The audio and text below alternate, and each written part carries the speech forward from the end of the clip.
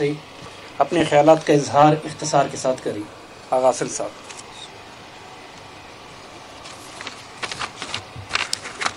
محترم جناب chief justice Balochistan high court Mandokhel صاحب، محترم جناب چیف جسٹس فیڈرل شریعت کورٹ نور محمد مسکانزی صاحب، معزز آنریبل جج صاحبان ہائی کورٹ کے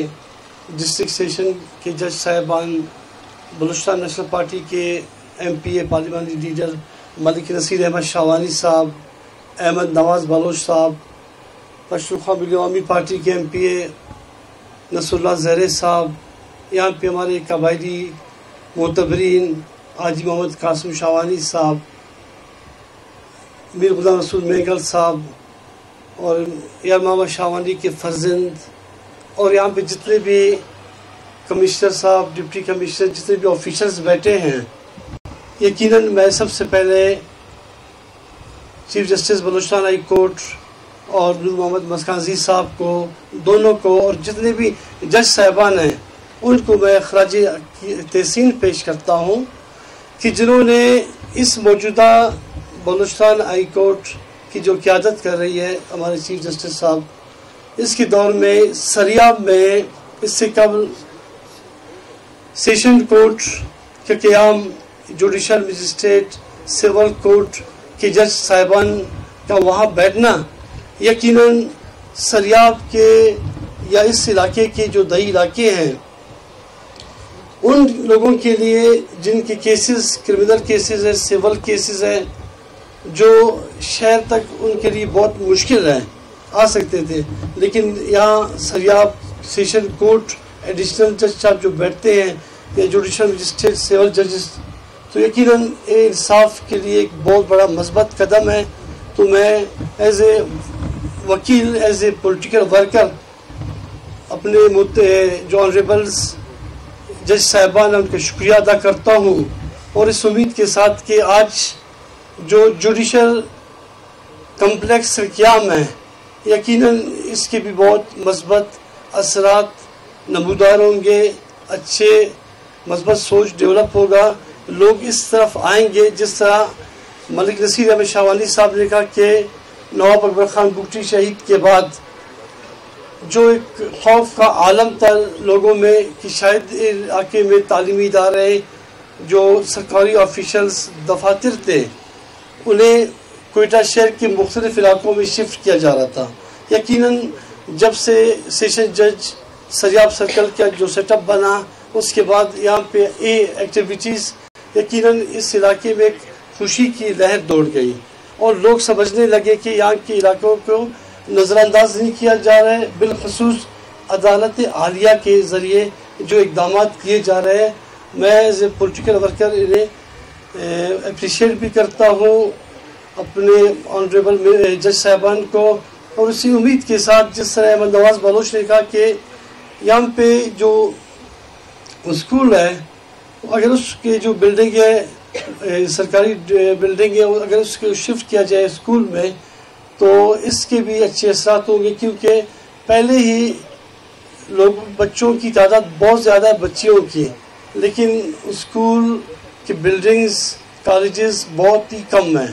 اور لوگ معاشی طور پہ اتنے بدار ہیں، اتنے پسماندہ ہیں کہ وہ افورڈ نہیں کر سکتے کہ اپنے بچوں کو کوئٹہ شہر بھجوائیں. اگر ان کو انہی کے قریبی اسکول، تعلیمی ادارے، لائبریری اور دوسرے کالجز اور عدالتیں جب گویا ہوں گے، یقیناً انصاف کا بول بالا ہوگا، اور تاریخ میں ان جج صاحبان کا نام اچھے انداز میں یاد کیا جائے گا. جناب چیف جسٹس صاحب، مندوخیل صاحب، نور محمد مسکانزی صاحب، یہاں پہ کچھ دن پہلے ایز اے پولیٹیکل ورکر میں نے اس علاقے کے متاثرین کا دورہ کیا، تو وہاں پہ ایک دو ایشوز ہیں جو بہت اہمیت کے حامل ہیں. کمشنر صاحب اسفندیار کاکڑ صاحب سے بھی میں نے بات کی، وہ زیادہ تعاون بھی کرتے ہیں، اچھے انسان ہیں. ان کو بھی میں نے کہا کہ بھئی جو شہر کے زمینوں کا ریٹ ہے اس کے مقابلے میں آپ سریاب کے جتنی بھی زمینیں ہیں ان کا ریٹ کافی کم ہے، تو as a commissioner, as a deputy commissioner آپ کی ذمہ داری بنتی ہے کہ آپ ریونیو ڈپارٹمنٹ کے ساتھ کوآرڈینیٹ کر کے ایک ایسا ریٹ فکس کروائے جو ان لوگوں کا معاشی استحصال نہ ہو. ابھی آپ اندازہ لگائیں کہ روڈ کے فرنٹ پہ 690 روپے کسی کو دینا اور پورا اس کا جو دکانیں ہیں ان کو مسمار کرنا، بلڈنگ گرا دینا اور یہ کہنا کہ بھئی یہ پیسے آپ اٹھاؤ، ادروائز آپ کے خلاف کارروائی کی جائے گی. آپ کے سامانوں کا، آپ کے عزت نفس کا کسی کا بھی ہم خیال نہیں رکھیں گے، بلکہ ہم ان دکانوں کو مسمار کریں گے. تو اسی حوالے سے میں درخواست کرتا ہوں ایز اے پولیٹیکل ورکر کہ ایز اے ایم این اے علاقے کے نمائندے کی حیثیت سے کیسا کمیٹی بنایا جائے جو ان چیزوں کو دیکھے تاکہ وہ جو تاجران ہیں ان کو بھی انصاف مہیا ہو سکے، ان کو بھی انصاف مل سکے. تو اس حوالے سے جوڈیشری کے قیام کے حوالے سے یا بلوچستان بار کونسل کی جو نشستیں کم تھے، میں جناب جسٹس ہاشم صاحب کو، کامران صاحب کو، عبداللہ بلوچ صاحب کو یہ کہنا چاہوں گا کہ پچھلے دنوں نیشنل اسمبلی میں عالیہ کامران صاحبہ نے جو بل موو کروایا تھا ان نشستوں میں بھی اضافہ ہو چکا ہے. تو اسٹینڈنگ کمیٹی لائن جسٹس میں ایک ممبر بھی ہوں. اگر کبھی ایز اے چھوٹے وکیل کے حیثیت سے، ایز اے آپ لوگوں کی شاگرد کی حیثیت سے اگر میرے جو خدمات تھے ایز اے اسٹینڈنگ کمیٹی میں، میں بالکل وہاں پہ اسلام آباد میں آپ کی آواز بن کے آگے ان باتوں کو، ان مسائلوں کو اجاگر کروں گا. جس طرح میڈم شکیلہ دیوار صاحبہ نے کہا کہ یہاں پہ جو اب انصاف کی جو فراہمی ہے، یقیناً اس کے لیے لازمی ہے کہ میں ایک اور بات ضرور بتاؤں گا جسٹس بندوخیل صاحب کو کہ ایز اے فیڈرل گورنمنٹ کی پی ایس ڈی پی میں لائبریری کے لیے 6 کروڑ روپے رکھے گئے ہیں جو گزشتہ 2 سالوں سے. تو اس دوران یہاں پہ جتنے بھی ہو چکے کہ فارسٹ ڈپارٹمنٹ کا ایک زمین خالی تھا، اس کے لیے میں نے ایک اپلیکیشن دی. سیکٹری فارسٹ نے، سیکٹری ریونیو نے، کمشنر نے، ڈپٹی کمشنر نے، چیف سیکرٹری نے، تمام جتنے بھی اس کے فائل تھے الاٹمنٹ کرانے کا جو لائبریری کے لیے، وہ فائنل ہو چکا ہے. صرف سی ایم صاحب کے پاس اگر آپ کی تمام کی کوششیں اگر ہو تو اس کے فائنل اس کی صرف ایک اہم ایشو اس لیے میں بتانا چاہتا ہوں. تو اگر وہ فائل پڑی ہے چیف منسٹر صاحب کے پاس، اگر آپ کی کوششیں ہو تو وہ فائنل اگر اپروول ہو جاتا ہے تو ایک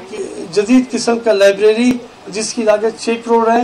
federal P S D P میں میں نے وہاں پہ کوشش کی، اختر میگل صاحب نے، ہمارے پارٹی کے پریزیڈنٹ نے کوشش کی کہ ایک لائبریری آ جائے. تو اس لائبریری بالکل سریاب یونیورسٹی کے بالمقابل ہے. اگر وہاں پہ وہ لائبریری بن جاتے ہیں تو یہاں کے بلوچ علاقوں کے لیے، پشتو علاقوں کے لیے، کوئٹہ کی تمام سیٹلرز کے لیے، تمام لوگوں کے لیے ایک جدید قسم کا لائبریری بنے گا. اور 20,000 فیٹ کے لیے فارسٹ ڈپارٹمنٹ نے لکھ کے دیا ہے کہ ہم آپ کو دے دیں گے، لیکن اکثر فائنل اسٹیج پہ وہاں پہ پڑے. اگر آپ لوگوں کی کوششیں ہو یا ہمارے ایم پی اے صاحبان کی کوششیں ہو جو تاکہ وہ اس کے قیام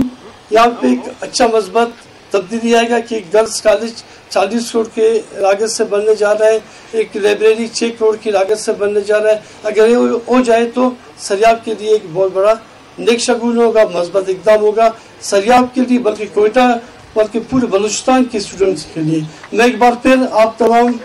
معززین کا، آنریبل جج صاحبان کا،